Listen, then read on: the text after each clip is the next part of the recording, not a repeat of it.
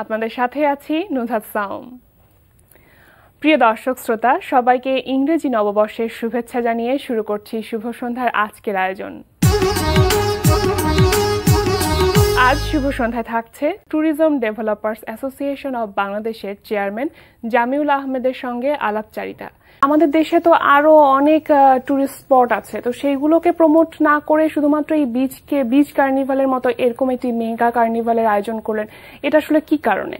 কক্সবাজারকে নিয়ে আমাদের আলাদা একটা ক্রেজ যেটাকে বলি, এটা থেকে আমাদেরকে বেরিয়ে আসতে হবে। কারণ পর্যটনে একটা কথা আছে, এটাকে আমরা বলি গণপর্যটন, মাস ট্যুরিজম, অর্থাৎ তার যে ধারণ ক্ষমতা আছে তার চেয়ে বেশি পর্যটক যখন এখানে চলে যাবে তাহলে সুযোগ সুবিধাগুলো পর্যাপ্ত সবার জন্য থাকবে না। আর এখানে একজন যাচ্ছেই, তার হলিডে মেকার যারা যায় সে সময়টা ভালো কাটানোর জন্য যায়, সে তো ঝামেলার মধ্যে গিয়ে পড়তে চায় না। তো যার জন্য এই মাস ট্যুরিজমের দৃষ্টিকোণ থেকে আমরা কিন্তু এটা খুবই একটা ঝুঁকির মধ্যে আছি। সেখান থেকে আমাদেরকে বেরিয়ে আসতে হবে এবং কর্তৃপক্ষকে এইটা ভাবতে হবে যে বাংলাদেশে আরো সুন্দর অনেক আকর্ষণীয় জায়গা রয়েছে, পর্যটক আকর্ষণ রয়েছে। কারণ গোটা বাংলাদেশটাই কিন্তু আমরা বলি একটা শিল্পীর তুলিতে আঁকার মতো, অর্থাৎ দেশটা গোটা বাংলাদেশটাকে আমরা বলতে পারি একটা পর্যটক আকর্ষণীয় এলাকা। আরো যে আমাদের টুরিস্ট স্পটগুলো বা পর্যটক আকর্ষণগুলো রয়েছে সেগুলোর প্রতি আমাদের নজর দিতেই হবে।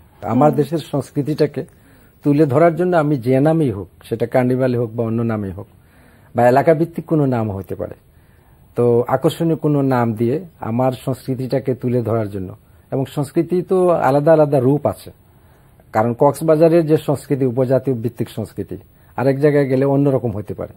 তো আঞ্চলিক সংস্কৃতি যেটা, সেটাকে তুলে ধরার জন্য ওই অঞ্চলটাকে, যে অঞ্চলটা আমাদের পর্যটক আকর্ষণগুলো আছে সেই সব জায়গা কিন্তু এই ধরনের অনুষ্ঠান আরোই করতে হবে। এবং এটাকে এই ধরে রাখা, যেটা রেসটাকে টেনে নিয়ে যাওয়া, যেটা 3 দিন পরে আমরা চলে গেলাম আর কোনো কিছুই নাই, এটাই হচ্ছে সবচেয়ে বড় সমস্যা আমাদের দেশে, যে আমরা এটা ধরে রাখতে পারি না। ধরে রাখাটাই হচ্ছে সমস্যা। এরকম একটি কার্নিভাল বা এরকম একটি আয়োজনের সাথে যে পর্যটন শিল্পর যে ইনভলভমেন্ট, সেই ব্যাপারটি আসলে কিভাবে হয়েছিল, বা আপনারা কি মনে করছেন যে এটা দিয়ে আসলে কতখানি আপনারা সফল হতে পারবেন? এটা হচ্ছে কি, আমরা যে কার্নিভালটাকে বলছি এটাকে মূলত আমরা আমাদের সংস্কৃতি এবং কিছু কিছু আমাদের খেলাধুলার যে আইটেমগুলো আছে এগুলো নিয়ে আসা হয়েছে। তো বর্তমান বিশ্বে কিন্তু পর্যটনকে আমরা পণ্য হিসাবে বিক্রি চলে। তো পণ্য, বিভিন্ন ধরনের পণ্য আছে। পণ্য বলতে আমরা যেটাকে টাইপ অফ ট্যুরিজম বলি, পর্যটনের যে ভাগগুলো আছে, যেমন সাংস্কৃতিক পর্যটন হইতে পারে, ধর্মীয় পর্যটন হইতে পারে, আমার এই যে পরিবেশ পর্যটন হইতে পারে, এই ধরনের হয়তো 100-এর মতো পর্যটন আছে।